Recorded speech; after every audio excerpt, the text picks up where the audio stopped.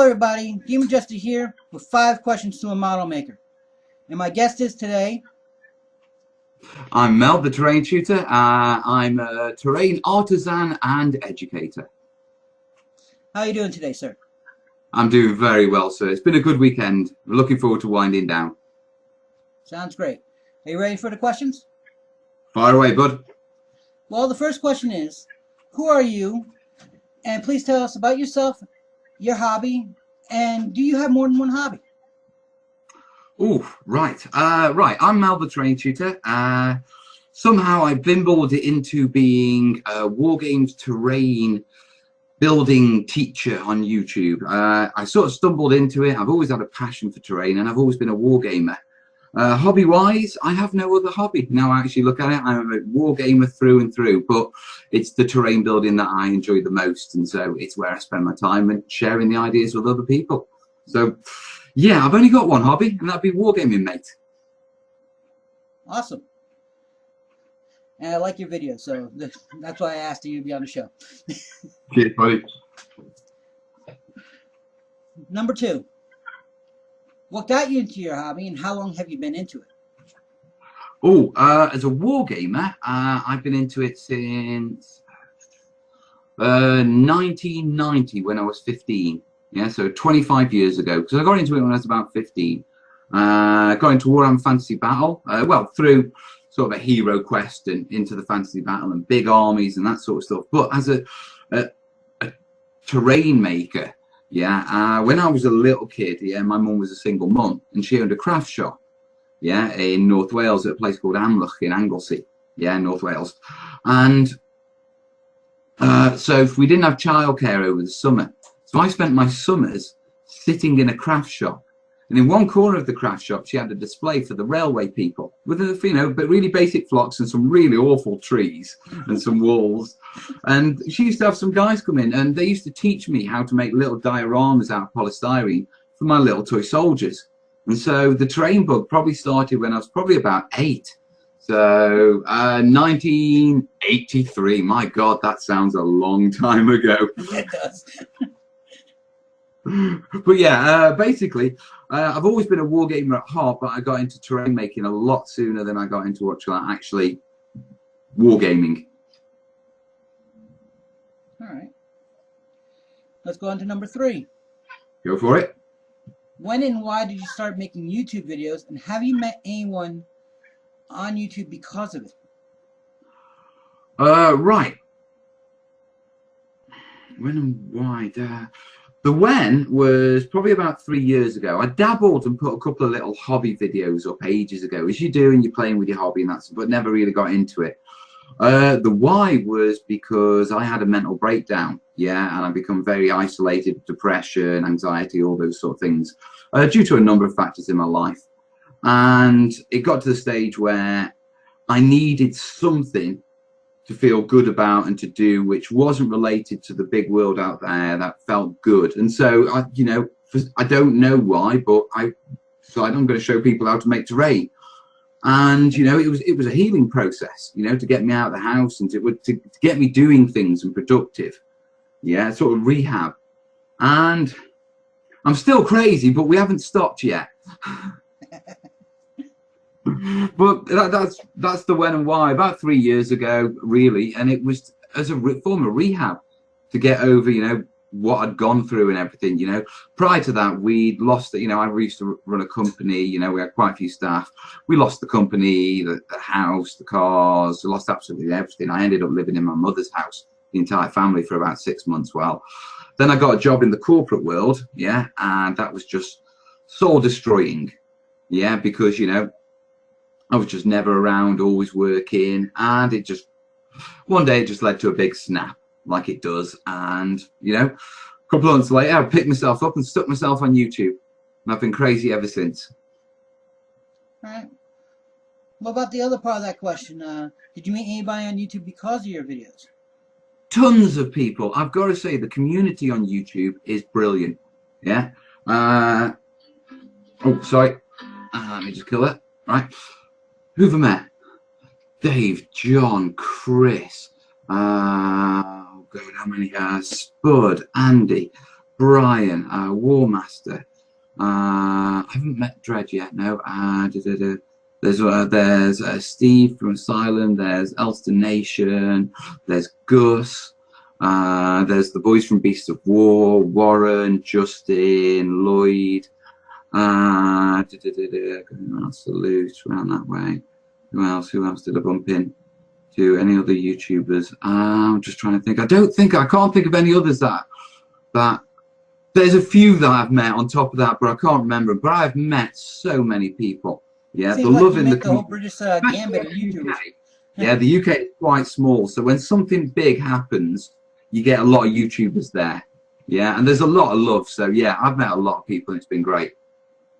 I'm hoping to get over to the States and do a bit of a tour and meet a few other people in the States and that sort of thing, because I've got a lot of friends over there. But you know, I'm going to have to come over, do 2 weeks, and literally like everyone put me up for one night, and I'll just travel around the country visiting you all for one night.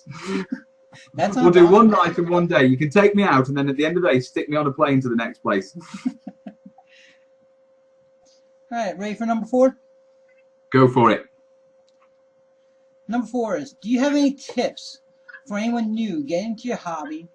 And this includes people starting YouTube channels too. Right. With regards to getting into the hobby, yeah, do what you genuinely love, not what the hobby says you should do. If the hobby says you should build a massive army, but you would want to build a small warband, build a small warband. Okay? The time and expense in this hobby, yeah, is quite vast when you get into it. So do what you love, yeah, if you're going to get into the hobby, yeah, because you don't want to spend a year painting an army that you don't really love and you don't really want to play with. So take your time, find, you know, play with friends' armies, explore different gaming systems. Don't assume just there's one and that's what you want. Play a few, and then when you really know where you want to put your energy, yeah, to make something, you will know and you will do it and you will love it and you will not get burnout from it. Yeah, with regards to going on YouTube, you've got to accept 2 simple facts. You either go on YouTube to show off your hobby, yeah, in which case, that's great. You show off whatever you're doing, yeah, to whoever who's interested. Unless you're a world-famous painter or a world-famous tournament winner or a game designer, the chances are you're not going to end up with a massive channel because you're just sharing your hobby like a lot of other people, yeah? And accept that. That's okay. You're sharing your hobby with people who are interested with it, yeah? If you want to be big on YouTube, then come in and pick something that's yours. Don't flip between, don't chase the latest trend, don't switch between this new game system and that new game system, or I'm doing this or I'm doing that. Don't follow the big boys. Just decide what you want to do and what you think people will enjoy watching on YouTube, and do that. Yeah? Yeah, because by swapping and chasing, you will never get anywhere, because you will alienate. If I come along and you do a load of 40k content, yeah, and I love it, and then you start doing terrain building tutorials, yeah, everyone who was interested in the 40k stuff will stop watching your channel. Yeah, so don't flit about. Pick what you, if you want to try and make a YouTube channel successful, yeah, pick your topic and focus on it and go for it. And you either win or you lose, but at least, you know, you've given it the best shot. All right. That's the best advice I can give you. Now, this is an old question, but it used to be a battle between people used to say that airbrushing and painting minis and all that was, you've heard all those stupid things, that it was cheating, it was all these stupid things. So here's number 5.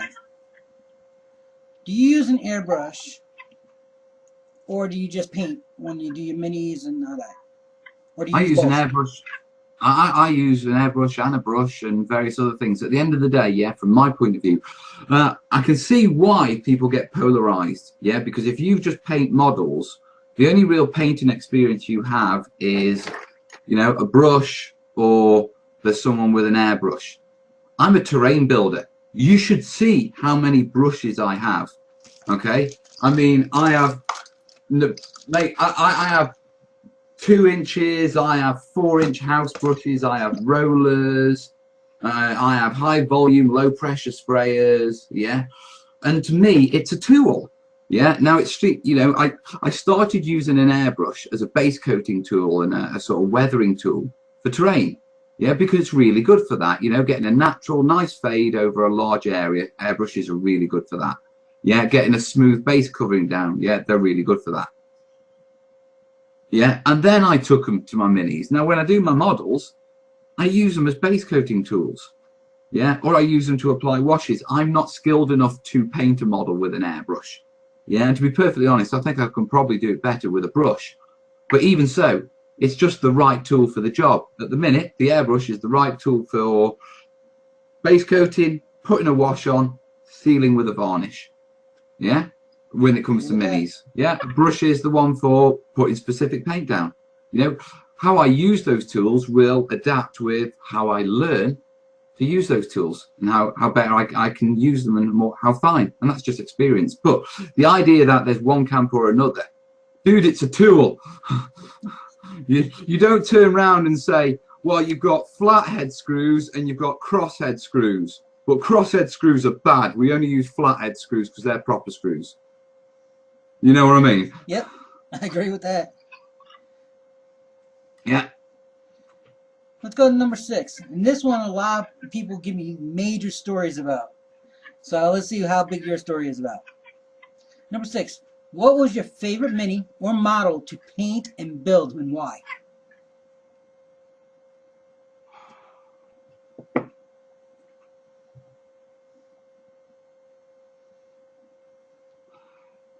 Yeah, I used to have an Imperial Guard army. Yeah, and I used to run a sort of Imperial Guard blogger blog. Yeah, it was called Wargamer Prime, and it was, you know, my experiences. You know, I spent a few years in the army when I was younger, sort of. So, you know, that carried through to my hobby, and you know, I did, you know, as most Brit squaddies do, they end up doing Imperial Guard armies. Yeah, and I'd done quite a lot of the army. I was doing command elements, and I decided to do a regimental sergeant major, which is the highest non-officer rank. Yeah, in the British Army. Yeah, he really runs the army. He really runs the regiment. It may be the colonel's regiment, but the RSM really runs it. You know, and he's scary. You know, he's that man. I imagine for Americans, consider some sort of master gunnery sergeant sort of man. Do you know what I mean? That sort of guy. Fred Ellis. Yeah, and I was putting this model together, and he's got a pace stick. Yeah, and a pace stick is a stick which is 31 inches long.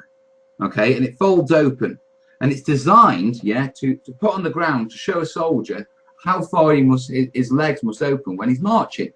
Yeah, the pace of a soldier. So he's got a pace stick. Yeah, they're highly polished, well looked after. So the model's got the pace stick, and I've got it on this base, and I'm thinking, what else should I do? Yeah, and my old RSM from when I am in, yeah, had a little pup dog. Yeah, and I must have spent 6 months looking for a little, just the right little dog to put on this base. I mean, it's about the size of my thumb, but it just had to be right. And I put it on the base, yeah, and I finally got it painted up, and I put it down and looked at it, yeah, and I literally had the shivers. Oh, hello. Hello. Oh, trust you come in and crash the show. This is my daughter Willow. I'm a very family YouTuber. Say hi. Hi. Right, so yeah, that was my favourite model, yeah, and the one I probably spent the most time in. You getting some paper, are you? Yeah, that's all I need. All right, well, don't raid it all. We need that for printing. You got it? Hey, love you. Love you. Shut the door, darling. Bye. Bye. So yeah, mate, that was my favourite model by far, because it was just, the amount of effort I put into it was ridiculous. I agree with that. And that was cute. Yeah. Hey, I have a little one myself, so she's with her. Hey, no, she's with the. you know, she was with the mom and the in-laws today, so I have the house to myself. Oh, joy of joys! I built terrain on days like that. Wait. I know something. It's silent.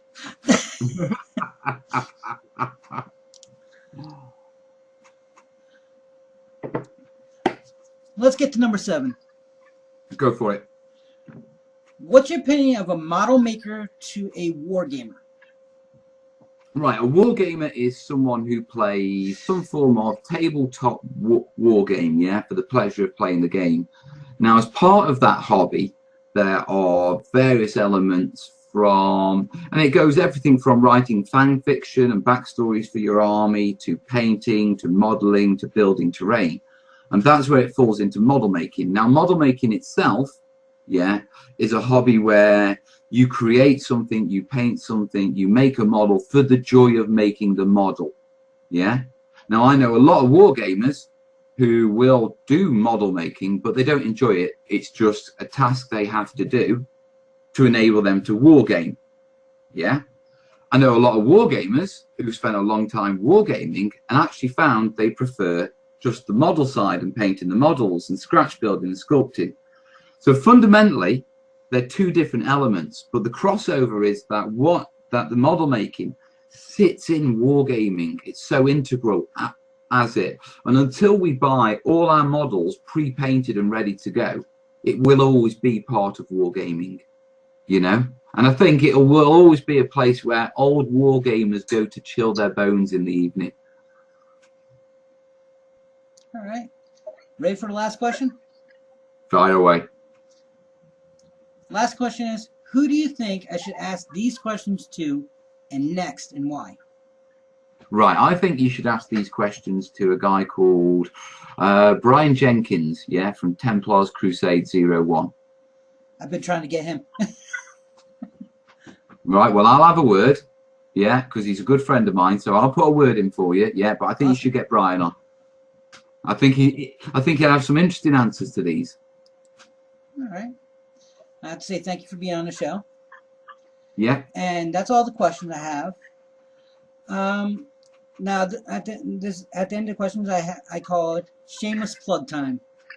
This is when you get to do all the plugs for your Facebook, your YouTube.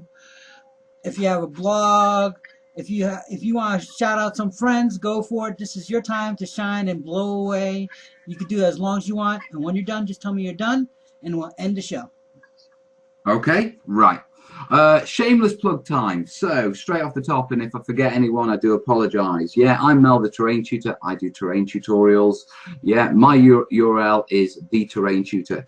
Also check out Mike from Terranscapes, Dread Lun, Templars Crusade 01, Steve Prezapoo. Yeah, he's doing some great MDF stuff.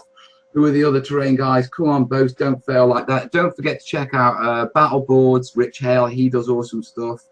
And who else? Come on, Bosun Gate, Greenleaf. Who else? Small Terrain, Adam Bryan. Who else? Come on, think, both, think. I can't think of any more. So if you're not on that list, sorry guys, I'll give you a shout on my live show. Yeah, that's it. We're done. Thank you for being on the show. Whoever watches this, thank you for watching. Like I say to everybody, keep blade sharp and the hobby fun. Bye, everybody. See you guys.